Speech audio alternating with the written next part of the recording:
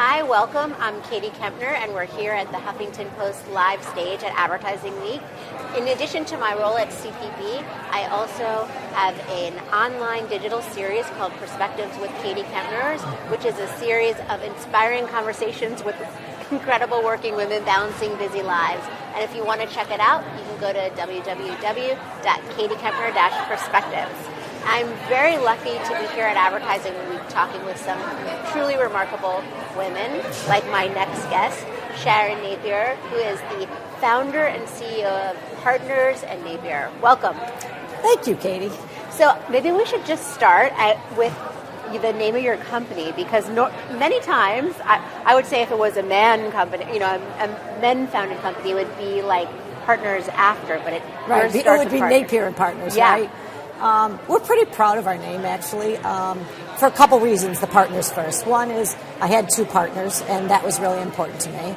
Secondly, we did this survey with our existing clients because we bought out an existing agency, and every time we asked our clients, help us. What are the attributes that you find in our working relationships? And they kept saying, you guys make such great partners. You guys roll up your sleeves and partner with us. We love you guys. You're our partner. So all of a sudden we said, that's got to be in our name. So it was Partners and Napier. And we've kind of loved it ever since. And for short, all of our clients call us partners. And you've been in business for 10 years. You know what they say, if you make it as a agency founder after 7 years, you sort of made it. So I feel very proud we're going to have our 10th anniversary. Well, congratulations. Thank you. And we were talking before, you look fantastic, and it's hard to believe that you have grown children, but you have two daughters. You founded the company when they were teenagers. Yes, I did. So that had to be pretty tricky. They were 10 and 12 when I founded the company. Yeah. So how were you able then and as they grew, to figure out a way to really give your all to the company and then really give your all to your daughters? I get that asked all the time. In fact, I just spoke at the Miami Ed School and gave this great presentation, and all these really cool young women ask me that question all the time. We just had talked to Pippa just a little while ago. You're kidding. kidding. So it was really, really great. But a couple of things. I think when you're doing what you're doing, and women never like to say this, but I think you have to be a bit selfish, in terms of, or focused. But what was really important to me is my family and my work. And at that time, I had to really stay focused on that. And my really good friends knew that. And now that we're empty nesters, we're traveling again, and we can meet for a drink and go out to dinner. But at that time, my kids would go to work with me. They would travel on conferences with me. If I had to go speak, I would bring them with me. So they were really sort of a part of my life, part of my work life. And you were quite a role model because both of your daughters are in advertising now. Yeah.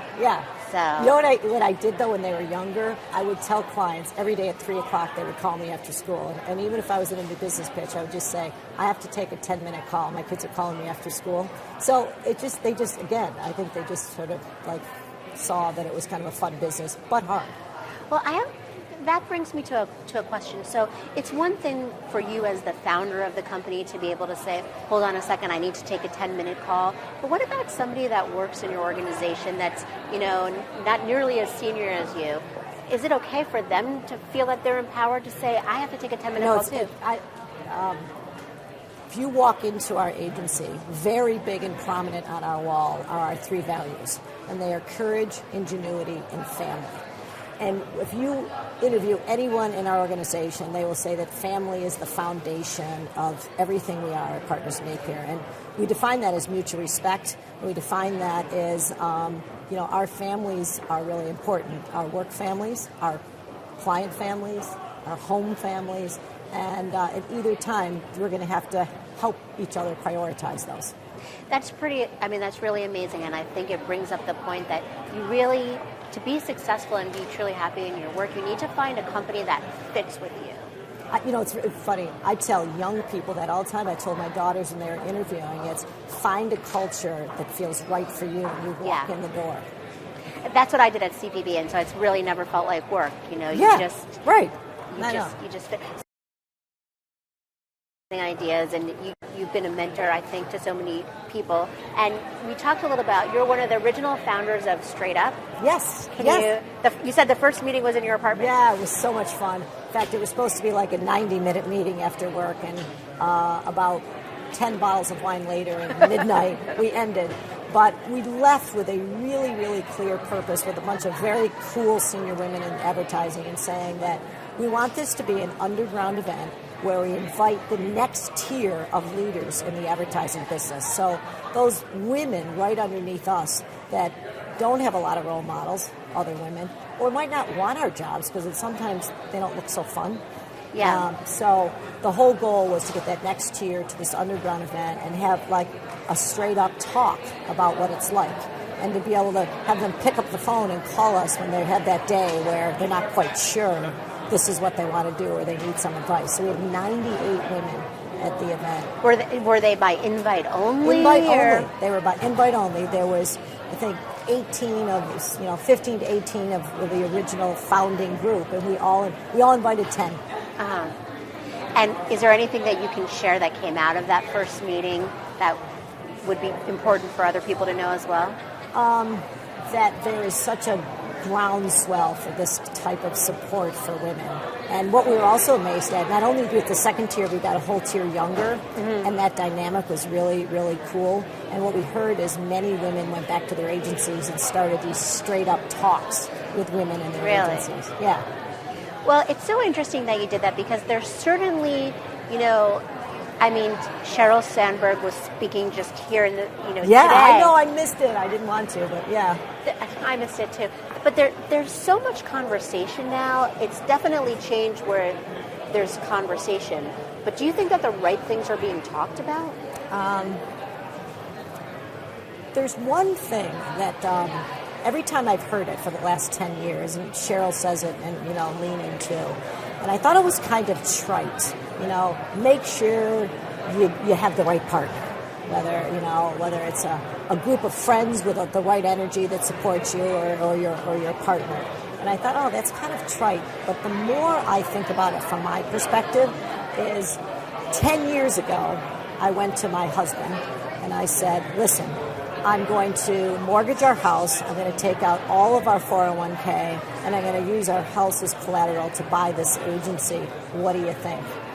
And he said, what do you think? I said, I think we can do this. And he goes, okay. And so if I didn't have a husband who totally got me and was supportive, I sort of wouldn't be here today. So, and not only career-wise, but buying the business with my kids and everything else. So that's one part of the conversation that I think sometimes sounds really trite, but it's not even about who you marry. It's your married partner and group of friends. Yeah. Who give you that energy and confidence to say, let's just do this. Well, you're so lucky, because I know, having had the first partner, the wrong partner the first time around, and the right partner this time around, you just lucked out the first time. So you knew.